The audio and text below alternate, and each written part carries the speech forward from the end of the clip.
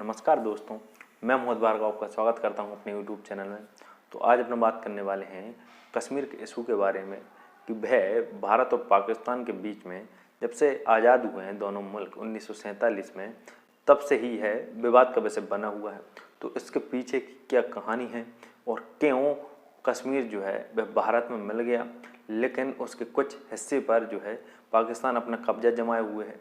तो इसकी पीछे की जो कहानी है आज अपन उसी को जानने वाले हैं। तो चलिए शुरू करते हैं।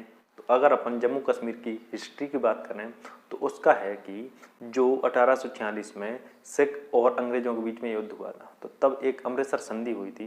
तो उसी के तहत जो राजा गुलाब सिंह थे, उन्होंने 75 लाख नानकशाही में अंग्रेज़ों से जो कश्मीर घाटी और लद्दाख क्षेत्र है उसको जम्मू की जो उनके पास पहले से रियासत थी उसमें मिला लिया था। उसके बाद में उन्होंने डोगरा वंश की नींव डाली। उसी के तहत जो राजा हरि सिंह थे वह उन्हीं के वंशज थे। तो बात 24 अगस्त 1947 की है, जब जो पाकिस्तान के निर्माता कहे जाते हैं मोहम्मद अली जिन्ना, तो वह टीबी और लंग कैंसर से जूझ रहे थे। तो उन्होंने उन दोनों अपने जम्मू कश्मीर में रहने का प्लान बनाया और उन्होंने अपने कर्नल को बताया कि वह जम्मू कश्मीर जाएं और उनके ठहरने की वहाँ पर व्यवस्था करें। लेकिन तब यह बात जम्मू कश्मीर के राजा हरि सिंह को पता लगी, तो उन्होंने इसे साफ इनकार कर दिया। और यह बर्ताव को देखकर जो मोहम्मद अली जिन्ना थे वह बिल्कुल चौंक गए, क्योंकि वह हमेशा ये मानते थे क्योंकि जम्मू कश्मीर में 3/4 जो है वह जनसंख्या मुस्लिम थी और वह यह सोचते थे जम्मू कश्मीर जो है वह ऑटोमेटिकली पाकिस्तान में मिल जाएगा। लेकिन राजा का है रवैया देखकर वह चौंक गए थे। तो इसके बाद में उन्होंने रणनीति बनाकर जो पाकिस्तान के कबायली थे उनको भेजकर जम्मू कश्मीर पर ज़बरदस्ती कब्जा करने का प्लान बनाया। तब से भारत और पाकिस्तान आज़ाद हुए हैं, तब से ही जो कश्मीर का विवाद है उसका जन्म हो गया था।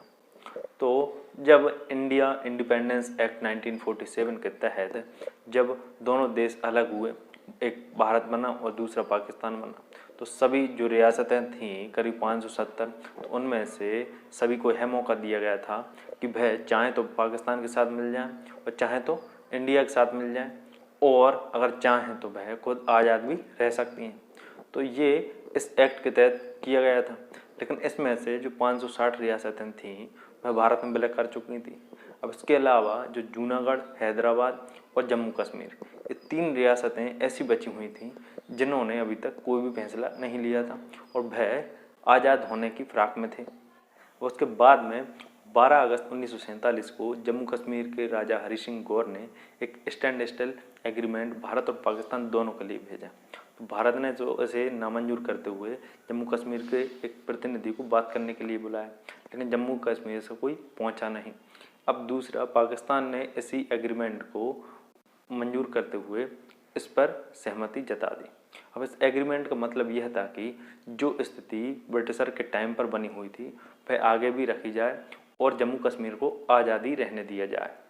तो अब इसके बाद में इस सब होने के बाद में 12 दिन बाद जो पाकिस्तान है उसने एक धमकी भरा खत जो है वह राजा हरि सिंह को भेजा और उसमें लिखा था कि अगर आपको मिलना है तो पाकिस्तान में मिल जाइए, नहीं तो इसका अंजाम बहुत बुरा होगा।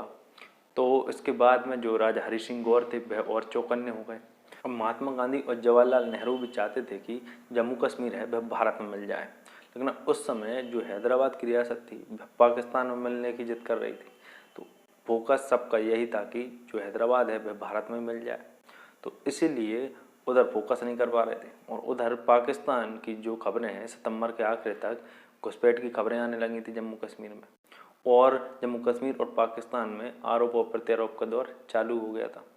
और सितंबर के आखिरी 29 सितंबर को शेख अब्दुल्ला उनको रिहा कर दिया गया। और रिहाई से पहले उनका कहना था कि जम्मू कश्मीर को भारत में विलय कर लेना चाहिए, लेकिन रिहाई के बाद में उन्होंने कहा कि जम्मू कश्मीर को एक आज़ाद मुल्क रखना चाहिए।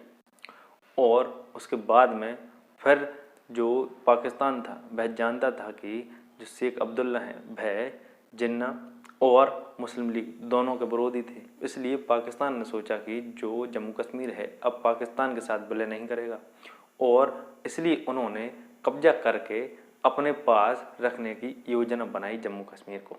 तो कब्जा करने के लिए पाकिस्तान ने ऑपरेशन गुलमर्ग शुरू किया और उसके लिए उसने 22 अक्टूबर को कबालियों को इकट्ठा करके मुजफ्फराबाद 22 अक्टूबर को पहुंचा दिया और उसके बाद में वह 26 अक्टूबर को बारामूला और उरी तक पहुंच गए थे। और ऐसा कहा जाता है कि बारामूला में करीब 11,000 लोगों की हत्याएं हुई थी और कई लोगों के रेप हुए और मतलब कि बहुत नरसंहार हुआ था उस समय। तो शुरुआती इलाकों पर कब्जे के बाद में वह श्रीनगर की तरफ बढ़े। तो उसके बाद में जो राजा हरि सिंह थे उन्होंने शुरू में तो खूब मुकाबला किया, लेकिन एक टाइम के बाद में उनको समझ आ गया कि अब वह उनका मुकाबला नहीं कर सकते, इसलिए उन्होंने भारत सरकार से सैन्य मदद की गुहार लगाई।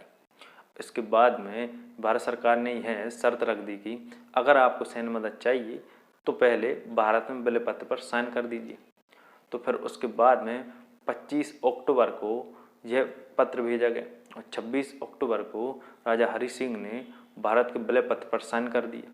तो कश्मीर के भारत में विलय हो जाने के बाद अगले ही दिन 27 अक्टूबर को जो भारतीय सेना थी वह श्रीनगर हवाई अड्डे पर उतर गई।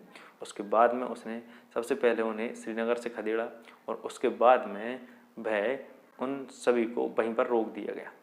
लेकिन उसके बाद में अगले साल 1948 में पाकिस्तान ने कश्मीर के भारत में विलय को न मानते हुए अपनी सेना को वहां पर तैनात कर दिया।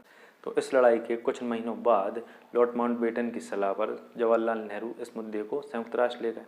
आखिरकार 1 जनवरी 1949 को दोनों देशों के बीच में संघर्ष विराम हुआ और एक सीमा निर्धारित हुई जिसे लाइन ऑफ कंट्रोल कहा जाता है।